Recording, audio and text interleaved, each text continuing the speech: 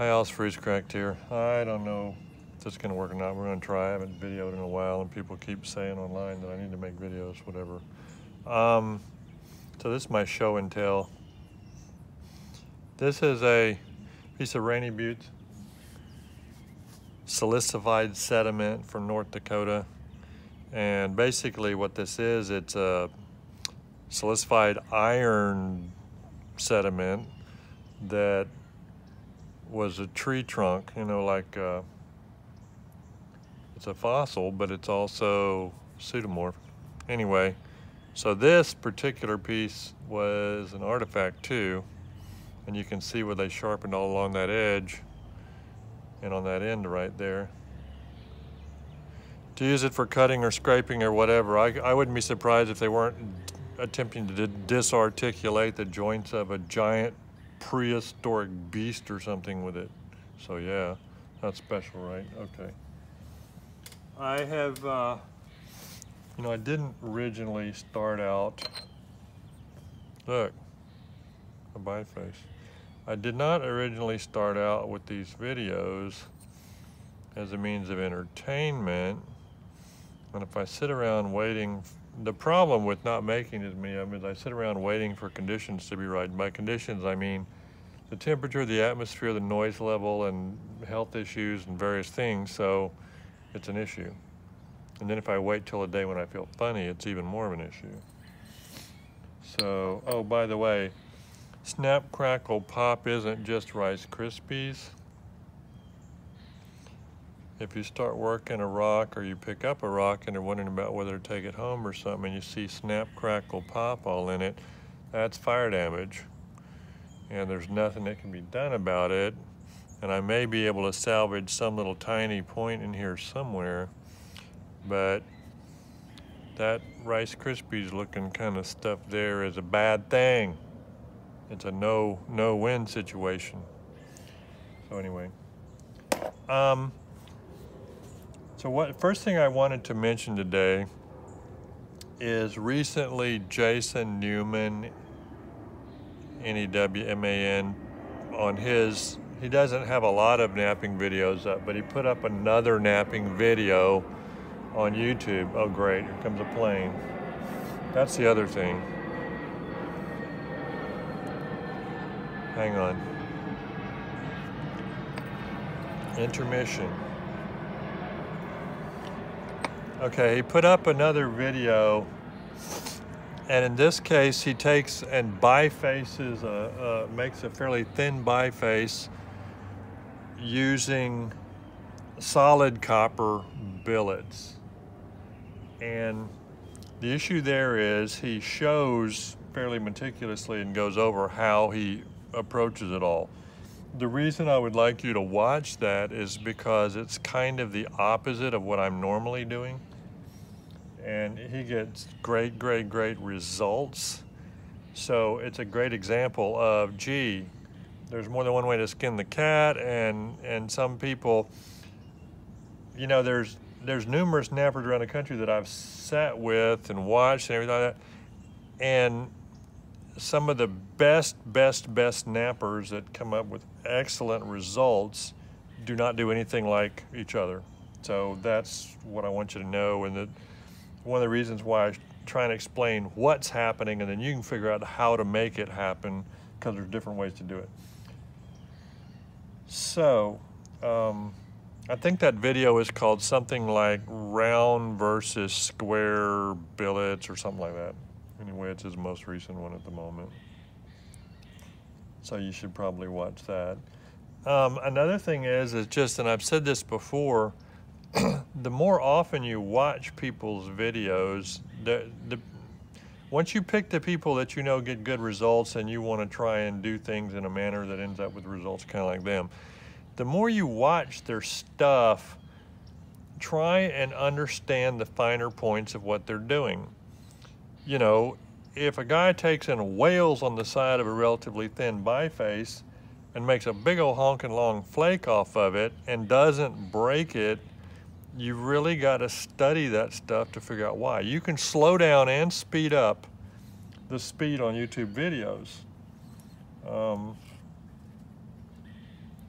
and watch this stuff carefully. You can turn the sound off or turn the sound down. On mine, if you want to focus on what I'm doing, turn the sound down and study it without the distraction of whatever it is I'm saying.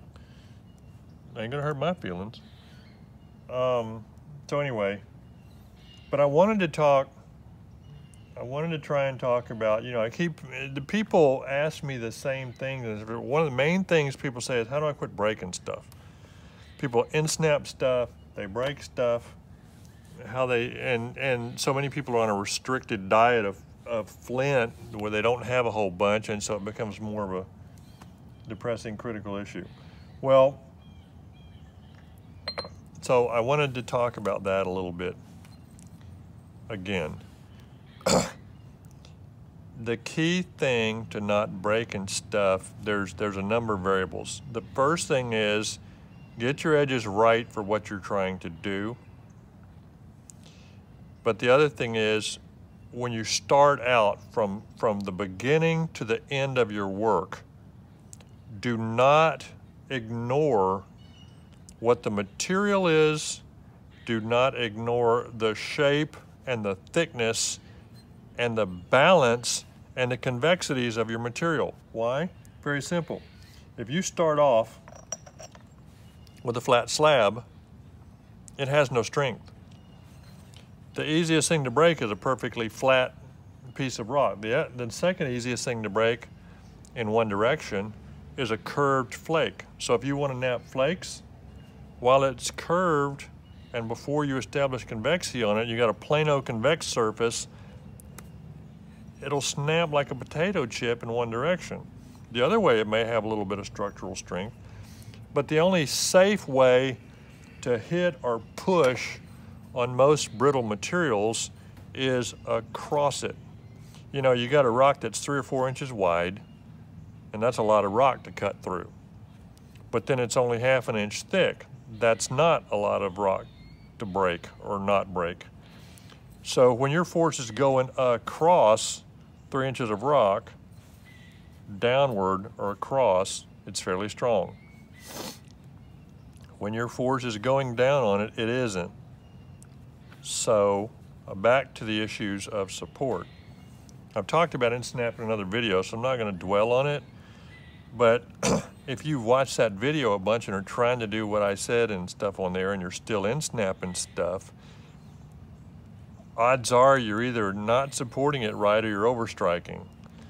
Overstriking is when you catch too much of the edge. So I come here, I mean to hit it just barely and catch it.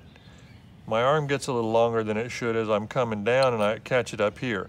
There's nothing you can do about that because it's almost impossible to support well enough to compensate for that much force being put in improperly.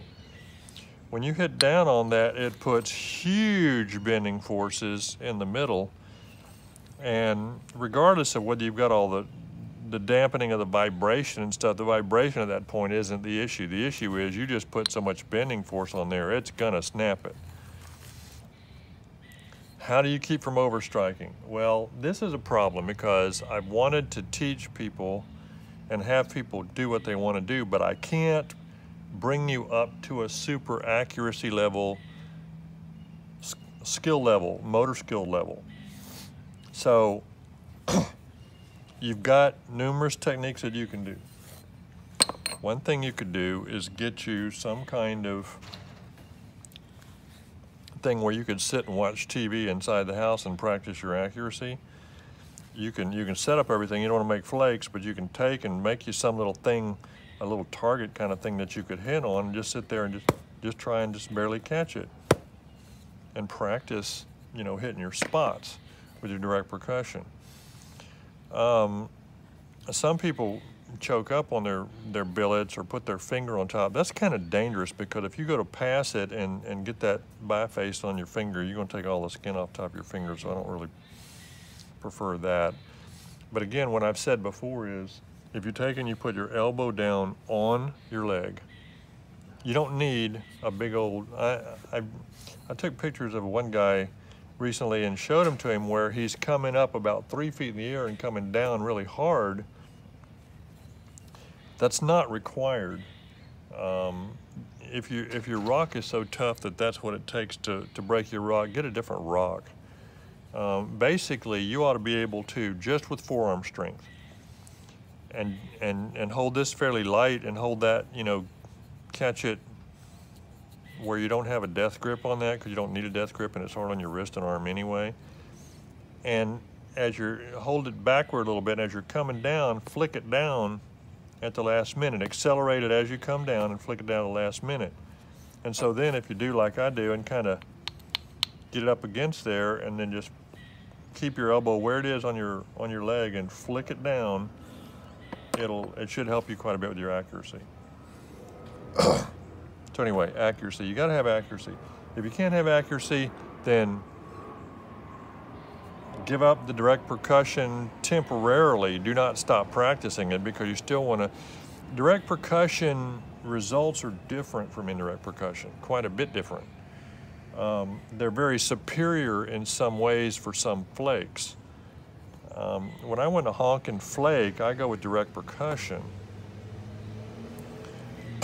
When I'm doing more precise stuff, want really long stuff or different, they're just different.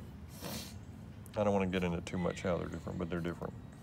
You get a broader contact area and a pre-accelerated, you know, percussor and everything. It's just totally different from the sudden start of indirect. You can try and split the difference some. On the Flintknapping Tips channel, Marty, he uses a shaft punch. And the shaft punch, basically, you can use to preload force onto the edge and then initiate the preloaded force and add to it with the percussor. That's a fascinating concept, and you know, it kind of like becomes the best of both worlds in a way. And you can try that and see if you can get a result somewhat in between indirect and direct. But at any rate, if you want to use the indirect instead of direct, then jack with all your variables and try and get maybe a little bit more contact area with a little softer percussor than just a standard, you know, super hard, small, real high pressure per square inch load on the edge with this kind of thing. And then substitute it, but go bigger and go slower. Try and hit and go with big wood or whatever, or try and get your combination of, like, see, I'm hitting right there on something that's hard. That's different than if I hit on something that's plasticky. Try and mess with it until you get where you're not blowing up edges. I mean, that's a key problem that I see on failed platforms. People are always like, well, how do I get rid of big hinges and everything? Well, don't make them. You know, if you're gonna make your big hinges, I make big hinges all the time, but I make them 2/3 of the way across the point or something, or the biface. I do it on purpose when I'm trying to get things flat. You know, I hit real low, and then I cut it off from the other direction, hit real low, and I'm sinking them, I'm pushing on it and making big old hinges, you know, almost across the piece, or stopping an overshot before it gets it to be an overshot. That's one thing, because they're so easy to do from the other side. I mean, it's just what you do on purpose. But if you're getting these edge failures, where you're getting big old hinges, you know, 1/2 an inch in or whatever like that, that's a big problem, and you need to figure out how not to do that and what you do to stop doing that. Let's talk about that a second. Well, I'll tell you what, I'm gonna be right back.